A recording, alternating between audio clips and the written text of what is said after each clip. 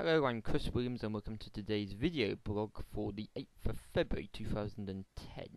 As you might know, I'm engaged in a long-running campaign against bullying I received against my Asperger syndrome traits during my time in university.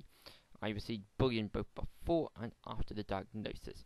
I acknowledge that those staff members who bullied me before the diagnosis might get away with their misconduct before the diagnosis, but the fact that they continued their misconduct after the diagnosis is unacceptable, and that is why I am making a complaint against two individuals, Tony and Bernard, and I demand that they lose their jobs over their misconduct which they subjected me to.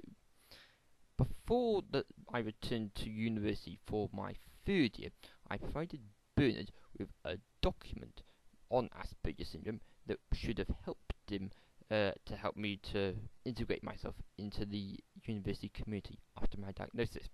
He refused to take receipt of this document, and as a result, I continued in the third year with the same problems that he subjected me to in my first 2 years. Hence, that's why I want him to lose his job as Director of Undergraduate Studies as a result of what I was subjected to. Coming up next is for the general public to educate you about Asperger syndrome, the document that I tried to give to Bernard which he refused to accept, and then after that you'll see an article from a magazine that confirms what I can tell you, that is that people with autism and Asperger syndrome do not tell lies. They do not feel the need to tell lies, and if they were to even try to tell lies, it would be obvious that they are lying. I maintain throughout the problems I've suffered that I have been honest with everyone involved. I have no reason to tell lies, and you can believe everything that I say. And in fact, if you want further information to substantiate what I am talking about, if you are the people who are investigating my complaint, I'd be happy to supply you with further information in paper form to prove that I am telling the truth, and that I am willing to help you further with your investigations into my complaint, which I hope will result in the removal of Tony and Bernard from their jobs. Okay, here are those two documents which I said about. Autism is a disability that affects social and communication skills. Bernard and Tony.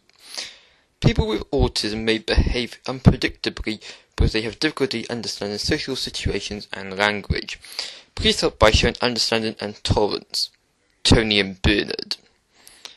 A person with autism has difficulty with social interaction, communication and imagination, and will show some of these characteristics. Social interaction. Seems isolated or not to care about others. Tony and Bernard. Cannot read body language or understand the need for tact. Behaves inappropriately or oddly. Tony and Bernard.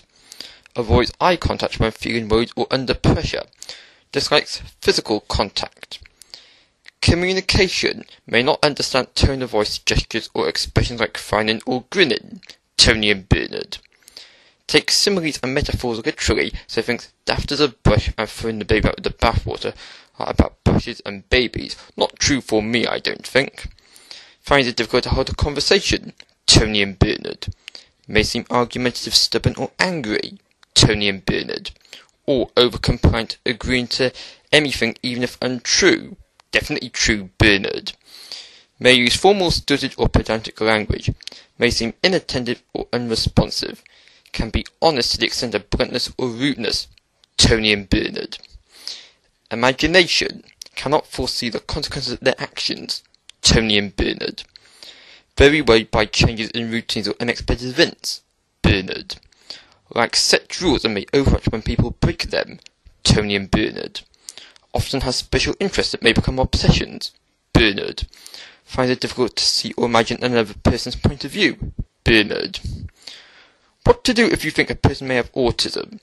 People with autism may speak clearly and properly but can lack full understanding. Tony and Bernard. Their apparent independence can disguise their isolation and social disability. Tony and Bernard. When talking to a person with autism, first explain what you are going to do and make sure they understand. Bernard. Use simple, clear Use clear, simple language with short sentences. Ask specific and ambiguous questions. Avoid irony, sarcasm, and metaphors. Bernard. Allow the person extra time to think about or act on what you said. Tony and Bernard. Remember that if he or she is avoiding eye contact, this does not imply shiftiness or disrespectfulness. Tony and Bernard. Important notes for legal or criminal justice professionals. A person with autism is vulnerable whether as victim, witness, or suspect. Tony and Bernard. Their difficulty with communication, interaction, and imagination puts them at a disadvantage when their actions and behaviour can be misinterpreted. Tony and Bernard. An appropriate adult should be called upon to look after their welfare. Tony and Bernard. Autism and Asperger syndrome are identified as mental and behavioural disorders in the World Health Organization's International Classification of Diseases, ICD-10. Therefore, the Mental Health Act 1983 may apply. If you think your detainee client defendant has autism, a report from a specialist psychiatric service dealing with autism or Asperger syndrome may be in their interest and that of justice. Tony and Bernard.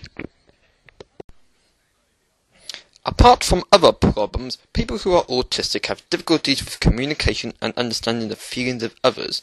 They cannot feel sympathy or show sensitivity very well, so telling lies or being manipulative is not something they are accomplished at, nor do they feel the need to do so.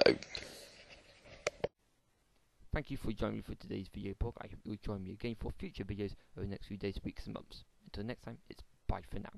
Bye bye.